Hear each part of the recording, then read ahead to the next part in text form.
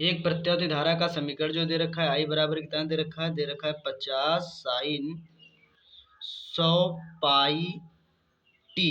ये दे रखा है धारा का जो मात्रक होता है एम्पियर में। अब प्रत्येक धारा का समीकरण पढ़ा होगा, आई बराबर पढ़ा होगा आई नॉट साइन ओमेगा टी से क्या करने पर लिखेंगे, टी से तुलना करने पर, क्या करने पर, तुलना करने पर, यहाँ लिखेंगे तुलना करने पर। अब यहाँ पर जो सेम सेम होगा उसका मान नहीं रखा जाता। आई नाट का मान कितना दे रखा है, जो आई नाट का जो मान दे रखा है वो दे रखा है 50। ऐसे ही साइन सेम सेम उसका भी मान नहीं रखेंगे। ओमेगा का मान कितना दे रखा है, ओमेगा का मान दे रखा है वो दे रखा है 100 पाई, कितना दे रखा है 100 पाई, और टी सेम है उसका भी मान नहीं रखा जाएगा। अब यहाँ पास ओमेगा का एक और फार्मूला पढ़ा होगा, ओमेगा का फार्मूला पढ़ा होगा 2 पाई एफ।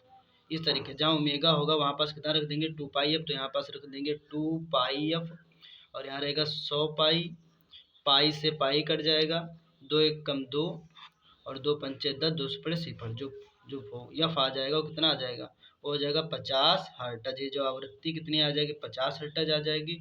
उसके बाद क्या कह रहा था उसके बाद एम्पियर से निरूपित है।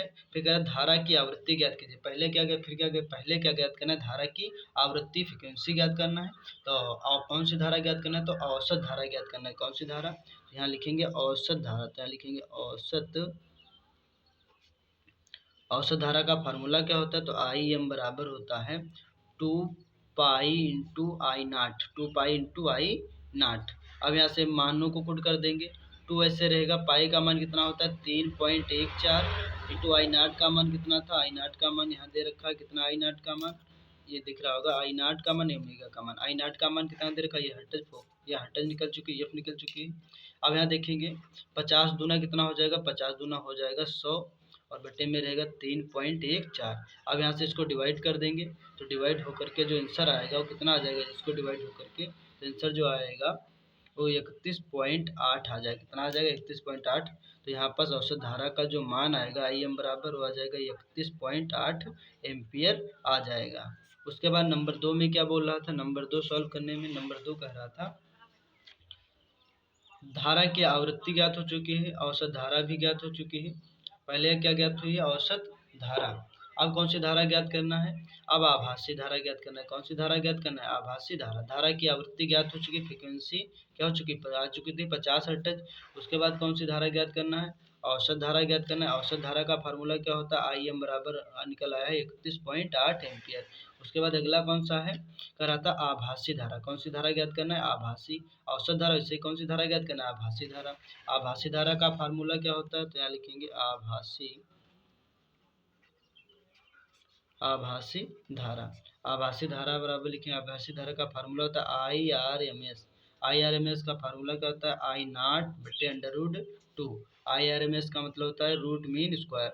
आई नॉट का मान कितना है 50, √2 का मान होता है 1.414। इसको डिवाइड कर देंगे तो आ जाएगा 35.4 एम्पियर।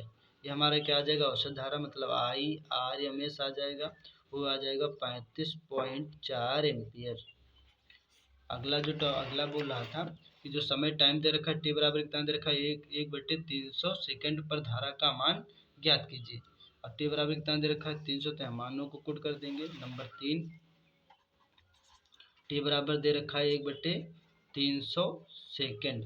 अब यहाँ पास मान को पुट कर देंगे। अभी समीकरण पढ़ा होगा जो यहाँ दे रखी है, आई बराबर 50 साइन ब्रैकेट में 100 पाई ओमेगा टी। मान रख देंगे, तो यहाँ लिखेंगे आई बराबर लिखेंगे 50 साइन 100 पाई इंटू टी, ये दे रखा था। तो आई ऐसे रहेगा, 50 ऐसे रहेगा, साइन भी ऐसे ही रहेगा, 100 पाई, पाई का मान अभी नहीं कुट करेंगे। टी कितना दे रखा है, टी का मान दे रखा है 1/300, तो रख देंगे 1/300। 2 जीरो से 2 जीरो कट जाएगा, तो यहाँ बचेगा आई बराबर बचेगा 50 साइन, ब्रैकेट में रहेगा पाई एक कम, पाई बटे 3। साइन पाई का मान कितना होता है, जो साइन साइड में लिखेंगे साइन, चूँकि साइन पाई का जो पाई बटे 3 का जो मान होता है वो कितना होता है, जो उसका साइन 60 अंश हो जाता है। कितना हो जाता है, तो 60 अंश। साइन पाई/3 का मान कितना होता है, साइन 60 अंश। तो यहाँ पर लिख देंगे साइन 60, और साइन 60 का मान कितना होता है, साइन 60 का मान होता है √3/2। 2। तो यहाँ पर रखेंगे आई बराबर लिखेंगे 50 इंटू √3/2। इसको 2 1 कम 2, 2 दूना 4, 2 पंचे 10, 25 आ जाएगा। तो कहने मतलब आई बराबर आ जाएगा 25 √3।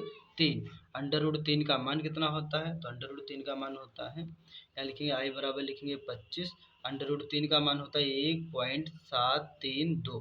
अब इससे गुणा कर लेंगे दोनों की, तो जो आंसर आ जाएगा राइट आ जाएगा 43.3।